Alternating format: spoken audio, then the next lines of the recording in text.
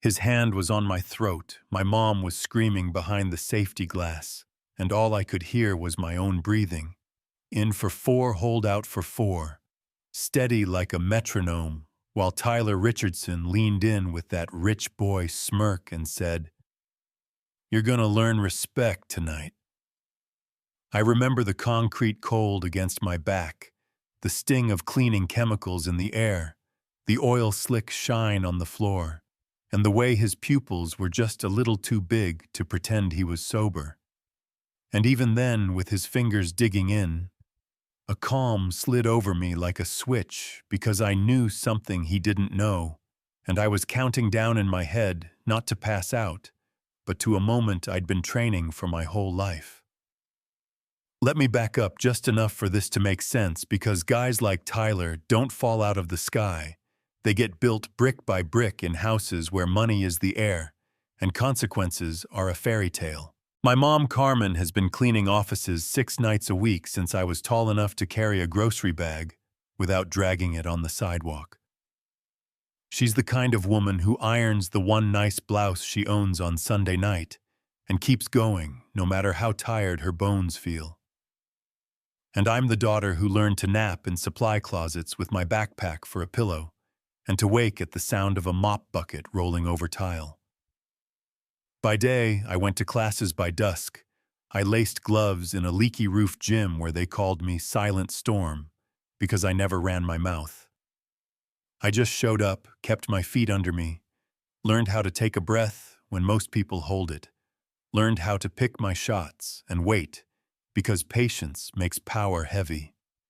I kept it secret from Mom, not because I was ashamed, but because she already carried enough.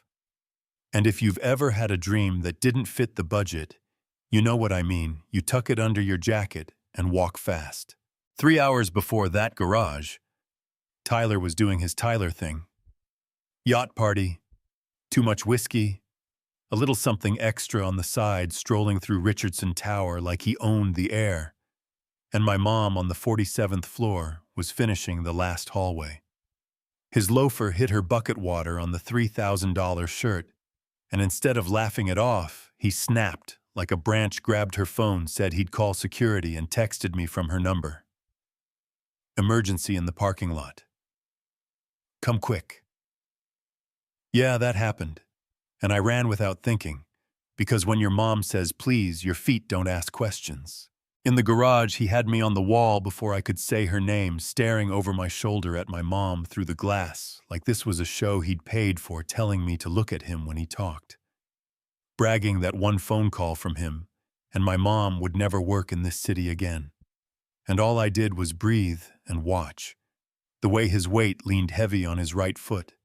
The way his left elbow flared when he got loud, the lazy stance of a man who's never had to keep his balance without the room doing it for him. And I said quiet because quiet carries. My mom worked 60 hours and never missed a shift, and he chuckled like a cartoon villain and squeezed harder. Here's the thing he really didn't know. For months, my friend Marcus Chun had been building a clock, not a bomb, a clock. Receipts, photos, audio clips, bank trails, all of it lined up to strike at the same time because his sister had been hurt the year before, and the story got buried under money. And Marcus decided if truth couldn't shout, it could surround, so we agreed on one rule: if Tyler ever came for me or my mom, I don't swing first. I breathe and I wait, and when the clock hits, he'll hear it. I told Tyler he had 10 seconds to let go. Not loud, not dramatic, just a line in the sand. And he laughed like he'd heard a dog bark. Or what you gonna cry to mommy? And his free hand dipped lower in that way that freezes your blood. And that's when I said it plain. I'm a professional boxer. 17 wins, 15 knockouts. I can end this in 4 seconds and 3 punches and 1 broken ego. Or you back up and walk away with your face how you brought it. And for 1 heartbeat, he saw me, not the stereotype he wanted. Not the victim, just the stance, the shoulders loose, the chin tucked, the breath that never left my belly. Pride wrestled with survival in his eyes. Pride started to win, and then his phone buzzed. He didn't let go, but he looked down. One buzz, two, then a cascade. And I could read the panic before he could pronounce it, his face going from smug to confused to scared because that clock had just struck. A video had gone live. A thread was rolling screenshots and audio and names were hitting all at once. And his father's call came through like thunder. "Where are you? The FBI is here," said flat and hard.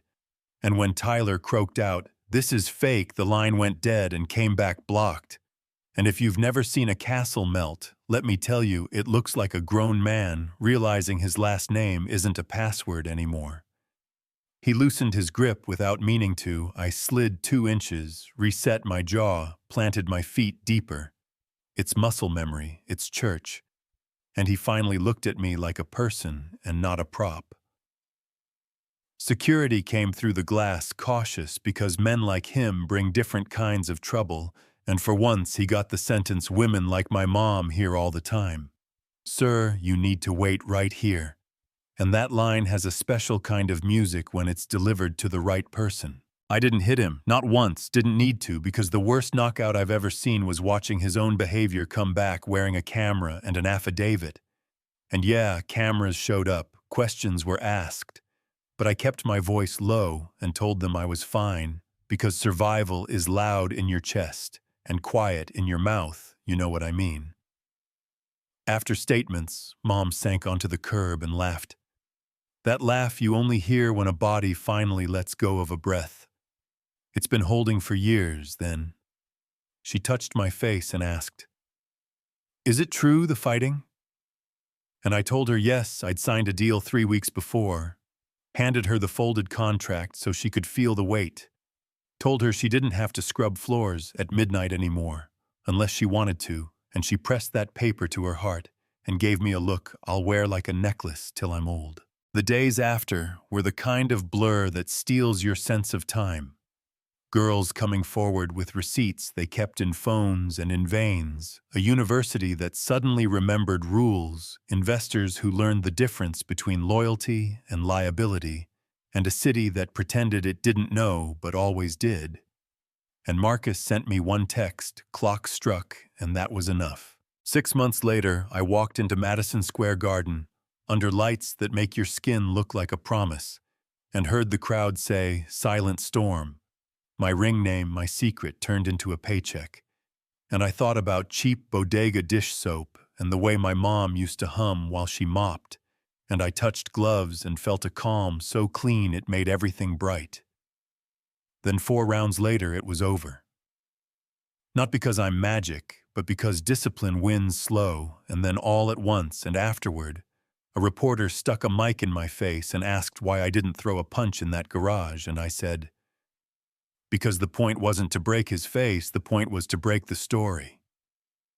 He told himself about who he was, and some folks nodded like they understood, and others rolled their eyes because the internet likes simple answers with sharp edges. What happened to Tyler is public record now. Charges, sentences, apologies that read like PR drafts. And if you're waiting for me to gloat, you'll be here a while. I don't have time because my mom started a small firm that teaches offices how to treat cleaning crews like humans and not shadows. She hires night shift champions and gives them schedules that don't break bodies. She buys supplies that don't burn hands. She insists people say thank you like it's a policy. And I spend my afternoons at the community gym holding mitts for kids who remind me of me, telling them the same 2 things that built my life. Plant your feet and tell the truth, and you'd be amazed what grows. If you want the tidy movie ending, I don't have it.